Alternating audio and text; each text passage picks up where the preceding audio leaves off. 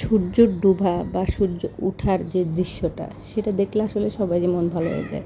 সত্যি বলতে প্রকৃতিটাই কিন্তু মানুষের মন ভালো করার অনেক বড় একটা ওষুধ। হ্যালো এভরিওয়ান, কেমন আছেন সবাই? আজকে আপনাদের সাথে ছোট্ট একটা ব্লগ শেয়ার করতেছি।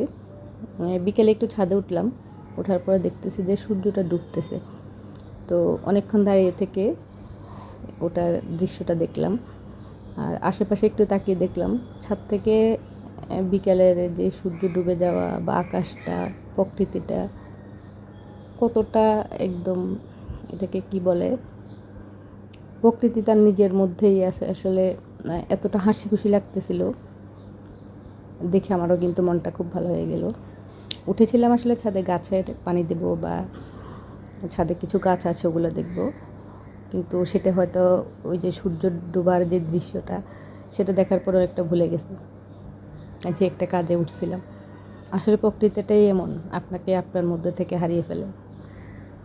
আপনি খুব মন খারাপের মধ্যেও যখন প্রকৃতির দিকে তাকিয়ে থাকবেন তখন মনে হবে যে আসলে এটাই আমার ভালো লাগার একটা জায়গা। এখানে একটু বসে থাকি, এখানে একটু, এই যে আমার এতক্ষণ মনটা খারাপ ছিল এখন মনে হয় যেন মনটা খুব ভালো লাগতেছে। এই জিনিসগুলো ফিল করতে পারবেন আপনি যখন প্রকৃতির খুব কাছাকাছি চলে যাবেন। আল্লাহ কিন্তু এই প্রকৃতিটা আমাদের জন্য এত সুন্দর করে সৃষ্টি করছে, আমরা কিন্তু এটা দেখি না। এখন এত ব্যস্ততার মধ্যে আমাদের জীবন যায় যে এইগুলো সব সুন্দর সুন্দর জিনিসগুলো আমরা দেখা থেকে বঞ্চিত হচ্ছি আর কি। তো অনেকে ভাবে যে আমি ঘুরতে যাব খুব দূর পাহাড়ে, সমুদ্রে, ওখানে গিয়ে আমি এটার সৌন্দর্যটা উপভোগ করব। আসলে আপনি আপনার চারপাশটা একটু ঘুরে দেখবেন, সৌন্দর্যটা পেয়ে যাবেন।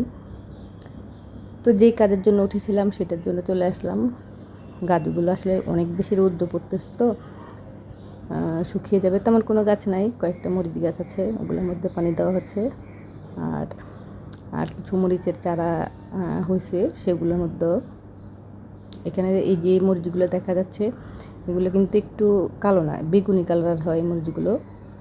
অনেক সুন্দর লাগে দেখতে, আবার খেতেও কিন্তু অনেক মজা। এটার একটা সুঘ্রাণ আছে মরিচগুলোর, কিছু বেগুনও আছে গাছে।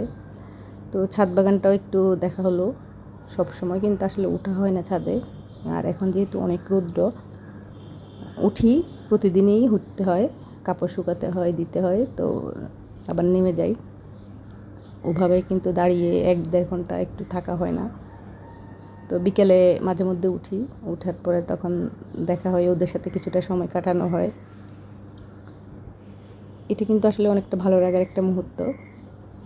যারা এই জিনিসগুলা উপভোগ করে তারা বুঝতে পারে যে আসলে অনেক ভালো লাগে।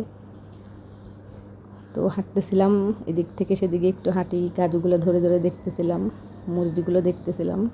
এই মরিচগুলো খেতে কিন্তু এত ভালো লাগে আমার কাছে, আমি মাঝে মধ্যে নিয়ে যাই। আর এই রোজার সময় কিন্তু খাওয়া হয়নি, অনেকগুলো মরিচ একদম পেকে শুকিয়েছে। তো সেটা কখন আপনাদের সাথে দেখাবো। অনেকগুলো মরিচ আমার আছে, আবার বারান্দায়ও আছে। বেশিরভাগই মরিচ গাছে লাগানো হয়, কারণ এই মরিচগুলো অনেক সময় কিনতে পাওয়া যায় না। এগুলো যেহেতু একটু অন্যরকম, রেগুলার যে মরিচটা আমরা খাই কাঁচা মরিচ ওটা পাওয়া যায়, কিন্তু এই মরিচগুলো খুব কম পাওয়া যায়। তো এগুলো বাসায় লাগাই যাতে খেতে পারি নিজে। তো গাছে মোটামুটি পানি টানি দেওয়া শেষ, এখন ঘরে ফিরবো। তো দেখি যে সূর্য মামাটাও ঘরে ফিরছে, ওনার তেজটা অনেকটা কমে গেছে, উজ্জ্বলতাও কমে গেছে। তো আমার ভিডিওটা কেমন লাগলো জানাবেন। আল্লাহ হাফেজ।